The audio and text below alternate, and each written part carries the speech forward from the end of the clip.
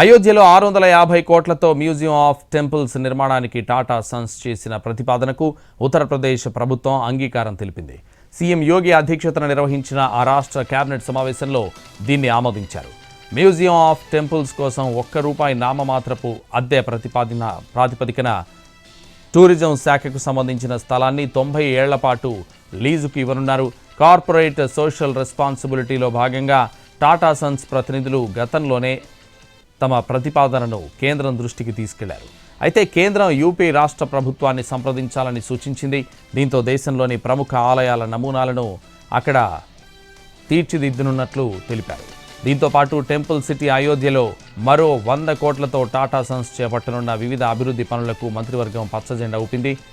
పురాతన చారిత్రక కట్టడాలను పర్యాటక ప్రాంతాలుగా మెరుగులు దిద్దడంతో పాటు లక్నో, ప్రయాగ్రాజ్, కపిల వాస్తు ప్రాంతాల్లో పీపీపీ పద్ధతిలో హెలికాప్టర్ సేవలను అందుబాటులోకి తీసుకురావాలని కేబినెట్ నిర్ణయించింది.